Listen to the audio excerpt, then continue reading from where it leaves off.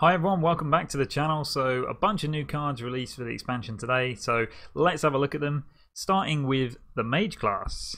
And a really interesting card, and guys, this is actually the reason why, well, I think the reason why Mana Worm was nerfed. We all thought, why are you nerfing Mana Worm? But this is the reason. You can't make 1-mana spells or different 1-mana spells if you've got a card like Mana Worm in the game. So what this does, it's called Ray of Frost. It costs 1 mana. It's a twin spell, so we know twin spell, when you cast a spell, you get exactly the same copy of it back in your hand, but the second one doesn't have twin spell. What you can do is it freezes a minion for 1 mana. If it's already frozen, deal 2 damage to it. Now, Breath of Sindragosa was in the game in Knights of Frozen Throne, that's rotating out, and that dealt 2 damage to a random enemy minion and froze it, so it does both these effects. But it wasn't very good because of the randomness. To be honest, that's why it never saw play. But this card, because you can target the freeze, is actually really very versatile. And the reason I said it really affects a Mana Worm, imagine if you play turn 1 Mana Worm, then turn 2 you can freeze whatever your opponent plays, turn 3 you freeze whatever they play again, and your Mana Worm's just building up in spells and you just keep hitting your opponent's face because they can't even defend against it.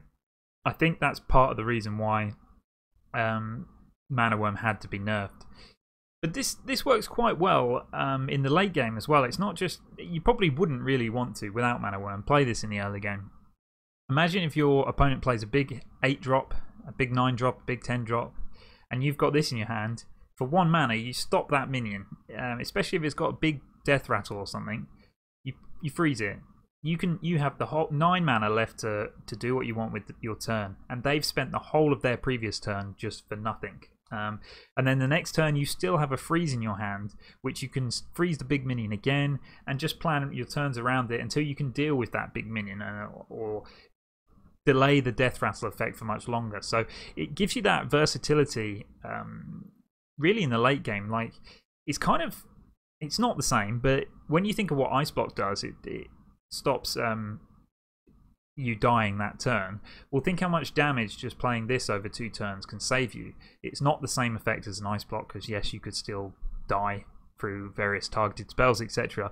But just being able to freeze a minion twice is great, and that was often used to good effect with Glacial Shard, which was also a very good minion that could freeze somebody. It also synergizes really well with something like Blizzard. So Blizzard is a fantastic AoE for Mage because it freezes your enemy's whole board and it does 2 damage to them. Well, with Ray of Frost, there are 2. You could play this twice on the same turn as your Blizzard to do another 4 damage to 1 minion or another 2 damage to 2 minions to really help your AoE effect kind of get enhanced. It's just nice to have the flexibility to use it in various different ways, and also it being a good top deck in the late game too. But when we take a look at the next card, this Ray of Frost kind of makes a bit more sense, and that is called a Mana Cyclone. And this is a 2-mana 2/2 elemental, and this is a very, very good card in my opinion. Battle cry: for each spell you've cast this turn, add a random mage spell to your hand. So if you played Ray of Frost twice just for 2 mana, then you play this, you can get 2 random mage spells into your hand, and you know, that's a lot of value. We've seen a lot of value cards being printed for this expansion, which I'm quite excited about because I like those kind of value plays that don't win you the game instantly, but just give you some incremental value that you can kind of spend as you see fit. And random mage spells are usually pretty good. Yes, there are some bad ones. Yes, there are some ones that aren't very situational, but it's a good effect nonetheless, especially on such a small body, a 2-mana body. And the stats of 2/2 aren't even that weak, really. So it's an elemental. This card also synergizes with Elemental Invocation, which is a 0-mana spell, which reduces the cost of the Mana Cyclone, and it also would generate a spell from the Mana Cyclone. So you can see the potential here. So that's 2 very good, versatile spells for Mage. I don't think Elemental Mage is going to be like it was, obviously, because there's a lot of elementals rotating out, but still that's quite a cool effect, and a really strong battle cry to put on it, and a 2-cost minion. Just very good for Mage to get some good value plays. And like I said, you could play it in the early game, but this again you could play in the late game in combination with some of your other spells. And of course, if you've got Malakos out as well, who's got your first spell costing 0, then you know you could get some good value with this dude. Next up, let's take a look at Paladin. Now, Paladin's got two very, very interesting cards, and we're going to start with this card called Duel. It's an epic spell which costs 5 mana, and I actually really like this. This is cool. It's not a great card, but it potentially can. It potentially can be very good if they print certain other cards or it fits into other decks. But what it does is it summons a minion from each player's deck, and they fight. So it summons a minion from your deck, a minion from your opponent's deck.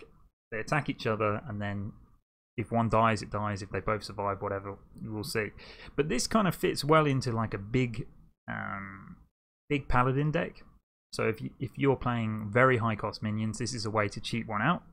It's also a very good combo disruptor. If there's a particular big combo card that you know your opponent's going to play, then you can play Duel and try and cheat that minion out and have one of your big minions attack it and kill it. In that instance, it's almost game over. Ultimately, though, this isn't a very consistent playable card. It's one that's a bit more of a meme, bit of fun. Yes, it has those important disruption implications like I talked about, but it's going to be very difficult to make that work. But if you plan to have a big deck, lots of big minions in there, then this could be a good card to fit in there. Just cheat out a huge minion of yours, maybe in a card deck again, like I keep saying. So a cool card, but it's leaning more on the side of a meme. And then finally for Paladin, there's a huge dragon. This is called Nazari. It's a legendary. I did talk about a legendary dragon, but this wasn't quite what I had in mind. But it's a 10 mana, 4/12 stat line on the dragon, which we've seen quite a lot. But it has the battle cry of restore both heroes to full health. Now, so it's effectively a Reno Jackson effect. Very, very powerful in the right deck. But it does heal your opponent to full as well. So this has to go into a control deck. It's a very, very strong control deck card, because what you want to do is you want to kind of fight your way through the early game, and then when you get into the late game and you can start doing your power plays, if you can just heal up to full, then it just puts you back in the game. And control decks usually aren't doing much chip damage to the opponent. They aren't really doing a lot of damage in the early game. So when you play this, potentially your opponent might be close to full health anyway, and you're getting the most benefit of this. It also has other synergies with High Priest Thakor, which is 3 mana 3/4, which transforms all of your health into armor. So if you've already played Thakor and then you play Nazari, you could potentially have up to kind of 59 health.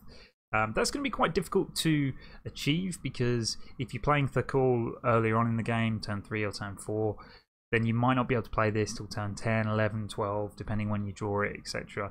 And then maybe some of your armor would have been dipped. But it gives Control Paladin some really interesting tools to work with. It's a really cool card, this one, because it has the downside of one costing 10 mana. It's very expensive. It's not really going to save you against an aggro deck, because if you made it to turn 10 as a control deck against an aggro deck, then you pretty much should be winning the game by that point, because then you start getting your power plays. But if you haven't, if you're playing this just to survive, it doesn't do anything to the board. So let's say you're playing an aggro deck, you're down at sort of 5 health on turn 10, they've got a board full of minions. If you play this, then you're not impacting their board. They can do whatever damage they've got to you. So you go back up to 30, maybe they do another 10 or 15 to you, and then you're back down at 15 health with just a 4/12 on the board, which you can't really impact. Yes, we looked at the Paladin card, which can buff dragons, so giving this +3/+3 is pretty nice as well. But it really needs taunt. So we don't actually have a way to give a minion taunt. But if you could give this minion taunt, so if it was restore both heroes to full health and get taunt, then that would be even better. Paladin also has lots of other ways to heal. We looked at the twin spell, which gives a minion lifesteal. You've also got Shivala, but they are losing Uther. Crystal Smith Kangor as well would help with that. So I don't know. At the moment, to me, it seems a little bit too expensive, but it can definitely have the desired effect in certain control decks. But is it going to be something that you really want to play on turn 10? We'll have to find out. But a cool, fun legendary. There is actually one more Paladin legendary. That is called Commander Risa, or Commander Risa. 3 mana, 4/3, and it has the effect of your secrets trigger twice. The stats on this card are incredible. It's really good. If you play this on turn 3, great. If you've already played a couple of secrets, great. It's low cost, so you could play it on the same turn as a couple of secrets if you've got a little bit more mana. So the card itself is on its own solid. You could play this even if there are no secrets on the board, and actually you've still got a pretty decent card to play. But the effect isn't actually that powerful. Yes, it's good. If you're playing a secret paladin deck, yes, you would 100% put this in there. This is like a really strong play for that deck. Outside of secrets though, do you really want to play a strong minion that's just a 3 mana 3/4? Maybe if you've got no other good 3-drops, but it doesn't. If it doesn't synergize with the deck, I just don't think it will be played. So when you look at the secrets, what would happen is Noble Sacrifice, one of the best secrets for Paladin. It would trigger twice, so your opponent would attack the first 2/1, it would come out and die, and then another 2/1 would survive and be on the board for you to use in the next turn. So that's an example of how much better it is. And there's of course already the other Paladin secret that was just announced called Never Surrender, and this is the one that when your opponent casts a spell, give your minions +2 health. So if you've already got a Never Surrender and a Noble Sacrifice out on the board, and your opponent tries to trade a minion into Commander Rissa, and then it can't because you've got the Noble Sacrifice in the way, then they try and play a spell to remove Rissa, and all your minions get +2 or +4 health it would be in that instance. So that kind of would work quite well. There's nothing more really to say about this card. It's just a really well statted minion that if you're playing a secret deck you would put it in there. Eye for an eye might work. No, that's not a good Paladin secret. And of course Bellringer Sentry was part of the Witchwood, so it's not actually rotating out, so Secret Paladin could be a thing coming up in the next expansion. Next we've got Unseen Saboteur, and this is another really cool card. I think they've announced a number of really good cards that are kind of unique and will be fun, I think, to play. This is a 6 mana 5/6 minion, so the stats are a tiny bit weak, and it has the Battle Cry. If your opponent casts Battle Cry, your opponent casts a random spell from their hand with targets chosen randomly. So the idea that this is another disruptive kind of card, a lot like Dirty Rat. It's almost exactly the same as Dirty Rat, otherwise, except for it targets spells rather than minions. Now the problem is that your opponent's spell will still get cast. So if you played this and you get them to play maybe Power of Creation, which is the new 8 mana mage spell which summons 2 6/6 random minions, then you're not going to be happy. Or 2 6 mana minions, you're not going to be happy. So there will be instances where you really just can't play this. But if it's something like if you could cheat out their AoE, so against Mage for example as well, if you play this on turn 6 and then they play a Flame Strike, yes, it does your damage to this minion, but if you were playing it yourself, you would have planned it when you don't have other minions on the board. So it could be a good way to cheat out that kind of spell. There's a lot of Twin Spell as well that might be good in the new expansion.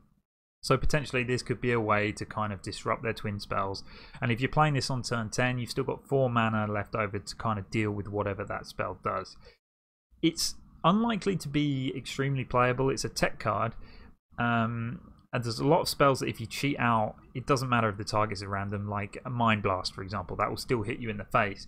But if you can cheat out a Mind Blast and just have it do 5 damage to you, it's a lot better than if it does like 10 or 15, like Priest usually does with that kind of spell. So it really all depends on the meta, whether this will be played. If people are playing big spells, which it doesn't matter if they're cast randomly, then it won't see any play. But if people are playing specific spells which are key to certain combos, then it could be used. Not one that's going to be very easy to play at all, but a pretty cool one. Maybe if you get them to cast a coin, they lose 1 mana. So wouldn't really be worth it. But and moving on to Priest now, we've got the Shadowy Figure, and this is a very interesting card. Not one that I'm really convinced is good though, but it's a 2 mana 2/2 with the Battle Cry, transform into a 2/2 copy of a friendly Death Rattle minion. So you don't want to play this on curve on turn 2, unless you've got a decent 1-drop with a Death Rattle, which there isn't really any good ones right now. But the idea of it is just to be able to double a strong, powerful Death Rattle effect. Priest is losing Obsidian Statue into Wild. That would be a very good example. You wouldn't be able to play them both in the same turn, but if you've got an Obsidian Statue on the board, you can play this just for 2 mana to get another one that has Lifesteal. It will only be a 2/2 copy of it, but it will still have that powerful Death Rattle effect of kill a random enemy minion. So those are kind of the things you're looking for, but Death Rattles that are still in the game when the rotation happens, there's Mechanical Whelp. This would be a nice one to go on there because you've got the Whelp on the board already, then suddenly you get another Whelp, exactly the same copy. It would be a 2/2 that summons a 7/7. So that could be very strong. But where you kind of want it to be on a very, very powerful Death Rattle, and I'm thinking like Mecha'thun. But why? How could you make it work with Mecha'thun? And I can't really see a decent way with it right now. One thing that would be quite cool that Priest can do is use Seance, which is the 2 mana spell which brings a minion back to your hand. So if you played this, it transformed into a 2/2 copy. I assume it's a 2 mana 2/2 copy. Then you can play Seance on it and it comes back to your hand. Now I'm not 100% sure, so if somebody in the comments knows the answer to this, would it come back as a 2 mana 2/2 or would it come back as the full mana cost of the minion but just 2/2 in stats?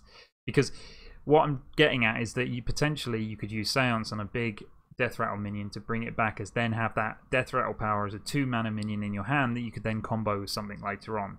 It's a very complicated combo, but something that could work unless we see some other decent Priest Death Rattles, because I don't think Xeric is a very good one to go with this. So an interesting card, but maybe we'll see some better Death Rattles printed.